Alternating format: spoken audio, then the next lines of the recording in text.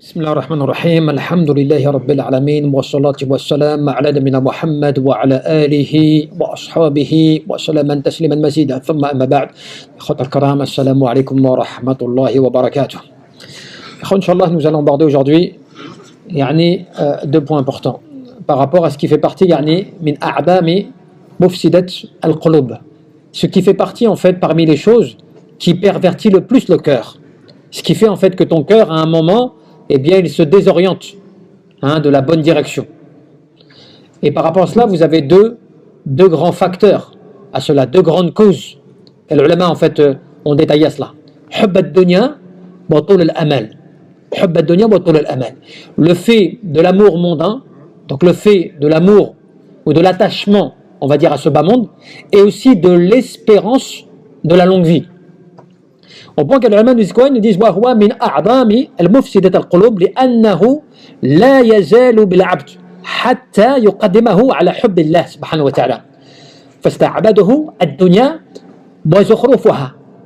Ce qui va faire que à un moment ton cœur, bon gré malgré que tu crois en Allah subhanahu wa ta'ala, bon gré malgré que tu fasses tes prières, bon gré malgré que tu sois musulman, ce qui fait qu'à un moment ton cœur il va se désorienter de la droiture, il va s'égarer de la droiture.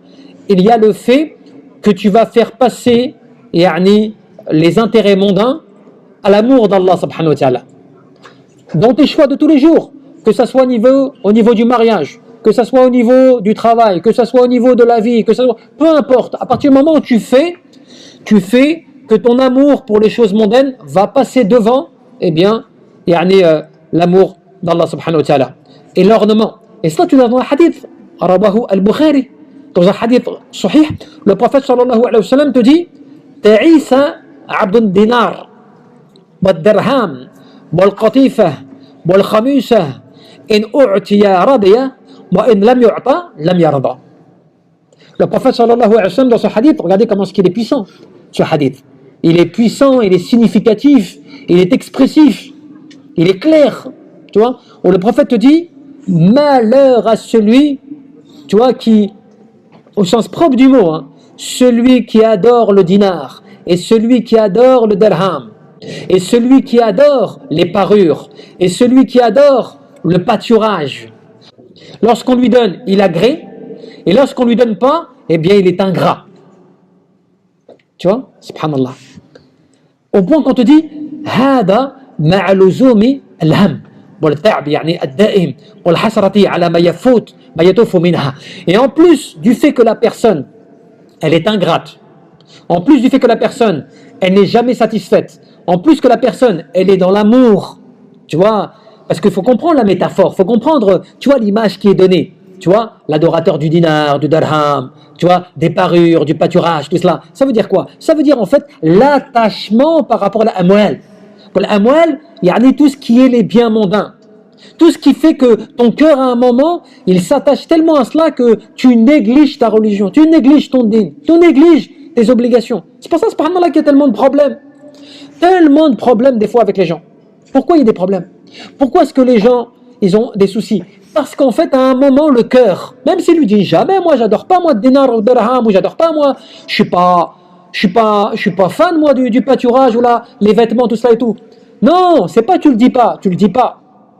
Mais ton mode de vie, il montre que tu choisis ce bas monde à l'au-delà. C'est-à-dire, il y a des règles à respecter. Par exemple, fait din dans la religion, toi, tu donnes pas d'importance à cela. Le plus important, c'est l'image que tu vas montrer aux gens. C'est comment tu vois comment est-ce que les gens ils te voient. Comment est-ce que tu vois l'idée que les gens ont de toi, parce que si toi tu leur dis vraiment non, moi je veux pas cela, non je veux pas ceci, non je veux pas cela, tu vois, ils vont pas t'apprécier, ils vont pas bien t'aimer. Et à cause de ça, qu'est-ce que tu fais? Tu négliges ton din, parce que tu veux bien paraître devant les gens. Tu vois, par exemple. Ou par exemple dans le couple, la personne elle se marie. Alhamdoulilah, tu as choisi normalement tu l'as choisi ton époux et ton épouse. Dans le principe tu l'as choisi, parce que si on t'a pas forcé. Tu vois, on n'est pas à un moment où on t'oblige, même si ça se fait encore peut-être pour certains. Lakin, tu l'as choisi normalement, ton époux et ton épouse. Pourquoi 6 mois après, pourquoi 1 mois après, tu vas les voir ailleurs? Il y a un problème. Qu'est-ce que tu trouves pas chez ta femme? Qu'est-ce que tu trouves pas chez ton époux même? C'est valable pour les deux. Qu'est-ce qui fait qu'à un moment, tu dérives? La analyse, c'est ton cœur qui est attaché au plaisir mondain. Tu vois, tu es comme, eh bien, dans ce hadith, tu es comme l'insatisfait. Comme l'insatisfait. C'est pour ça que certaines personnes, des fois, ils me disaient, mais, tu vois, certaines personnes qui me disaient, par exemple, oh, subhanallah, si j'avais telle situation, oh, si je pouvais, mashallah, le matin, je pouvais, alhamdulillah, si la mosquée était devant chez moi, j'irais tous les jours à chaque prière, tu vois, si, alhamdulillah, j'étais qu'avec les musulmans, mashallah, ça serait facile et tout, tu vois. Et puis, Allah, subhanahu wa ta'ala, Allah, il les éprouve. Un jour, il leur accorde d'être dans une situation où, voilà, qu'est-ce qui se passe? Ils négligent leur prière. Ils commettent des péchés qu'ils ne commettaient pas avant. Tu te retrouves dans une situation que tu espérais, et quand tu es dedans, tu ne respectes pas ce que tu avais dit. Parce que ton cœur, en fin de compte, tu vois, il s'attache aux affaires mondaines. Et c'est pour ça que, en plus de cela, quand tu vois que ton cœur est comme cela, et c'est comme ça les problèmes, hein. Tu sais, des fois les problèmes dans les divorces, les problèmes dans le couple, les divorces avec les enfants, dans le travail, tout ça et tout, parce que tu veux plus. Des fois dans ton travail, tu fais mal les choses et tout, tu vois, tu veux gagner plus. Donc tu commences à tricher un petit peu, tu penses que tu vas gagner. Tout cela, ça pervertit parce que ton cœur, il se penche par rapport à la dunya, plus par rapport à l'autre. Al-i'rab anillah, wal-i'rab an dhikrillah, wal-i'rab anil Qur'an. Tu commences à te détourner, tu vois, d'Allah. Tu te détournes du rappel, tu te détournes du Coran, tu vois. Et donc, forcément, la finalité, elle sera négative. Et tu sais qu'est-ce que ça t'amène en plus? Qu'est-ce que ça va te ramener en plus? De la tristesse constante. Tu seras jamais vraiment heureux. Même si tu crois que tu es heureux, tu ne seras jamais heureux. Toujours de la tristesse, toujours de l'angoisse. Toujours, tu seras dans le fait de te dire, mais j'ai peur de perdre ce que j'ai. Tu ne seras jamais incité. Jamais tu seras content. Parce que ton cœur, il s'attache à quoi? À des choses éphémères, mondaines, trompeuses. Tu vois? Tu vois, cet éphémère trompeur. Tu t'y attaches et tu oublies que cela... Toi, tu sais que ça va disparaître et ça t'inquiète. Mon argent, mon truc, mon pouvoir, tu vois, tu t'inquiètes. Et à cause de cela, tu te comportes mal dans ta religion. À cause de cela, tu te comportes mal vis-à-vis d'Allah subhanahu wa ta'ala. Parce que tu as laissé, tu vois, cet amour mondain prendre le dessus sur l'amour d'Allah subhanahu wa ta'ala. Et c'est pour ça que Ibn al-Qayyim, qu'est-ce qu'il te disait? Muhib ad-dunya la yanfaku min thalath.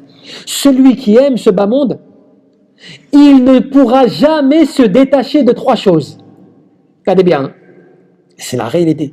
Celui dont son cœur est attaché à ce bas monde, il ne pourra jamais se défaire de trois choses.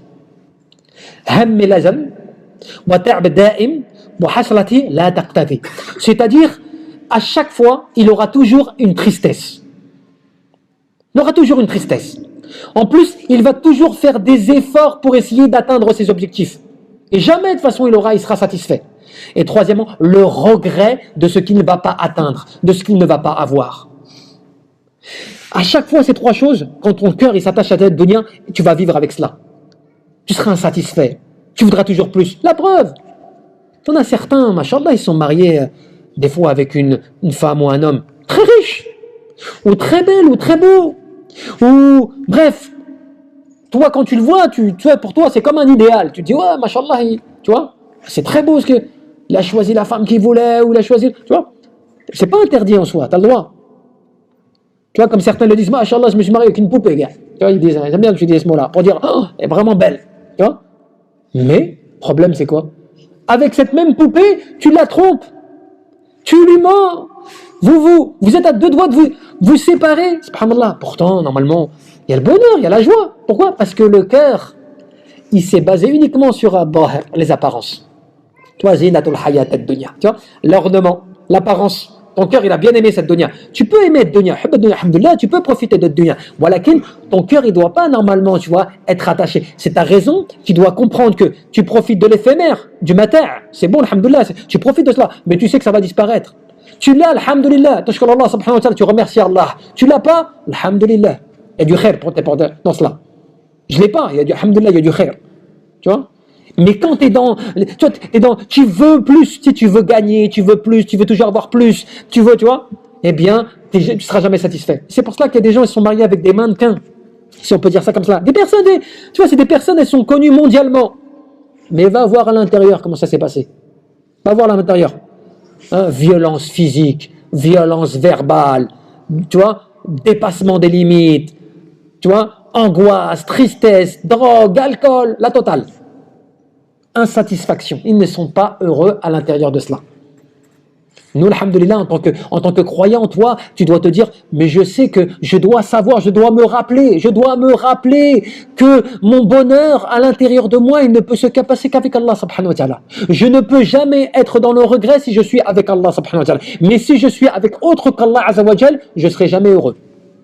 Et c'est comme cela que, il te dit quoi? Il te dit, وَذَلِكَ أَنَّ مَحَبَّهَا لَا يَنَالُ مِنْهَا شَيْئًا إِلَّا طَمَحَتْ نَفْسُهُ إِلَّا مَا فوقه. Et c'est pour cela que la personne elle ne trouvera jamais le bonheur, jamais l'apaisement, tant qu'elle ne va pas aller au-dessus de cela. Tu vas au-dessus. Alors je vais poser une question. L'imam Ahmed, une fois on lui a posé la question, il y a Imam, il y a Ahmed, est-ce que c'est possible d'être un zahid, quelqu'un qui se détache de ce bas monde, et en même temps il est rani, il est riche, il a l'aisance. Donc c'est possible la compatibilité entre les deux ou pas? Est-ce qu'il faut vraiment... Hein? Possible? Pourquoi alors? Tu peux m'aider?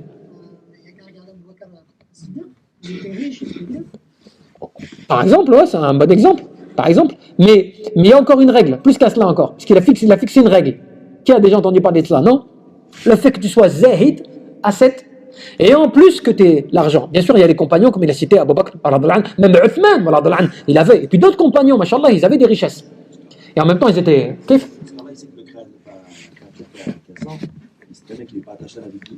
Il peut, mais... Non, mais la personne elle-même, comment elle-même, elle peut essayer d'appliquer justement cette règle-là, c'est-à-dire pour ne pas tomber dans cet amour mondain et en même temps de profiter de ce bas monde. Bon, c'est vrai que c'est après une règle assez spécifique et pas forcément très propagée. Laquelle, qu'est-ce qu'il disait les mêmes Ahmed? Il disait c'est possible, naam. Simplement, la règle c'est quoi? C'est que quand son argent il augmente, il ne s'en satisfait pas, et si elle diminue, il ne s'en attriste pas. Et cela, c'est pas donné à tout le monde, ya ikhwata karam. Alors les gens vont dire, oh c'est logique, subhanallah. Tu verras, on va t'enlever ton argent, tu verras. Tu verras ton compte bancaire, demain tu regardes, moins 10 000 euros, découvert. On va comment tu vas te comporter, tu vois? Eh bien, c'est là que tu vas te rendre compte, ah c'est pas, j'ai encore du travail. C'est pas facile, c'est que quand tu as, alhamdoulilah, tu remercies Allah azza wa jal, mais c'est pas pour ça que tu vois, tu as plus de sourire, tu vois les frères, machallah, même le frère, il te voit, dit, machallah, tu as le visage aujourd'hui, t'es souriant aujourd'hui, tu vois. Par exemple, tu vois, t'es normal, ça augmente, alhamdoulilah. Et si ça diminue, t'es le même. T'es le même. Là, ça c'est un travail. Alors que nous, on n'est pas comme ça, vous avez bien vu. Dès qu'on a, alhamdoulilah, ça se passe bien, machallah, ça va. Et quand ça se passe pas, ça se voit direct. Tu vois, c'est bayyin, tu vois. Le visage, il est clair. On voit tout de suite, il y a un problème. Tu vois, même les gens qui te connaissent bien, ils disent, t'as un problème, toi. Tu vois, ah, ça se voit, subhanallah, t'es pas dans ton assiette aujourd'hui, tu vois, ça se voit. Et tout de suite, il va te dire, oui, c'est vrai, j'ai ceci, j'ai cela, tu vois. Et je regarde tu vois, il va commencer à se plaindre, c'est normal, c'est humain. Mais c'est pour dire que ça, c'est pas donné à tout le monde. Et c'est pour cela que on a un récit sur cela qui est très intéressant. وقد صح عن أبي عبد الرحمن السلامي, un des anciens rapportés concernant Ali ibn Abi Talib radhiyallahu anhu, من الخلفاء الراشدين. Il disait, خطب علي ibn Abi Talib radhiyallahu anhu de Koufa. Un jour, il a fait un sermon, donc à Koufa. Et qu'est-ce qu'il dit? Il dit Ya ayyuhan nas, inna akhwafu ma akhafu alaykum طول الأمال واتبع الهوى. Un jour, il s'adressait aux gens et il leur dit, oh vous les gens, regardez bien ce qu'il lui dit. Hein. Celui qui était pourtant à qui on a annoncé le paradis de son vivant. Hein. Min ahl al-bayt, parmi les gens de la maison du prophète sallallahu alayhi wa sallam, parmi les, tu vois, donc les grands, parmi les khulafa ar-rashidin, ceux qui sont même des modèles à suivre, parce que même eux, ils ont une sunna qui est un modèle à suivre, puisque le prophète nous l'a enseigné dans un hadith, wa alaykum bis sunnati wa sunnati al-khulafa ar-rashidin al-mahdi min ba'di, tu vois, donc il nous a donné l'ordre de suivre sa sunna, mais aussi la sunna de ses califes bien guidés, tu vois, donc c'est pour dire comme quoi, c'est des modèles. Il s'adresse aux gens et leur dit, oh vous les gens, ce que je crains le plus pour vous, c'est l'espérance d'une longue vie et le fait de suivre ses passions. L'espérance d'une longue vie et le fait de suivre ses passions. Et on lui a dit, pourquoi? Il a répondu, فَأَمَّا طُولَ الْأَمَلْ فَيُنْسِي الْآخِرَةِ. Parce qu'il dit, le fait d'avoir l'espérance d'une longue vie, ça te fait oublier l'au-delà. Et le fait de vivre ses passions, qu'est-ce que cela fait? Cela t'égare du droit chemin. Il dit après, Anna illa fi dunya qad walat mudbira wa al-akhirah muqbilat wa li kulli wahidah banun wa minhuma banun fakunu min abna'i al-akhirah wa la takunu min abna'i ad-dunya فاليوم عمل ولا حساب وغدا حساب ولا عمل. Et qu'est-ce qu'il dit après pour terminer ces belles paroles? Il dit quoi? Il dit, prends en compte le fait que l'au-delà est en train de se rapprocher et que ce bas monde est en train de disparaître. Sois donc parmi les enfants de l'au-delà. C'est une expression. Hein? C'est-à-dire, soit, comme si on disait, soit parmi les membres, parmi les, tu vois, les habitants, les enfants de l'au-delà, et ne sois pas des habitants ou des enfants de ce bas monde. Car certes, aujourd'hui, ce sont les actions sans les comptes, et demain, ce sera les comptes sans les actions. Et donc, quand tu réfléchis à cela, tu te rends compte, subhanallah, que tu as, même dans ces paroles, tu as une règle, ou des règles. Quand c'est vrai, quand la personne, c'est pour ça que les jeunes, c'est plus dur souvent des fois pour les jeunes, parce que les jeunes, ils ont l'espérance d'une longue vie. Les jeunes, souvent, ils sont dans une négligence, parce que souvent, tu vois, ils ont la ferveur de vouloir, tu vois, ils ont la motivation, le physique, la santé, tout cela et tout, donc ça leur fait promettre des choses, tu vois, en termes de vision. Donc souvent, quand tu leur dis, voilà, ceci, cela et tout, ils disent, oui, mais je suis encore jeune, ou j'ai encore le temps, ou ses parents même disent, il est jeune. Donc elle est encore jeune, mais allez, tu vois, c'est pas grave, plus tard. En oubliant que c'est pas la jeunesse qui prime. Malak al-Maut, il n'a pas de règle par rapport à cela. Parce qu'il est jeune, je ne le prends pas. L'ordre, c'est l'ordre. Amr Allah subhanahu wa ta'ala. Si Allah azza wa jalla a décidé qu'il le prenne, quel que soit son âge, il partira. Avec ou sans raison, maladie ou sans maladie. Comme cela. Et le pire, c'est que même si l'être humain, en très bonne santé, en très bonne forme physique, est jeune, il marche dans la rue, et puis comme ça, soudainement, Allah lui enlève son âme, personne ne dira, mais c'est extraordinaire, ce n'est pas possible, ce n'est pas réalisable, ce type on n'a jamais vu cela. Les gens diront, oui, c'est vrai, c'est choquant.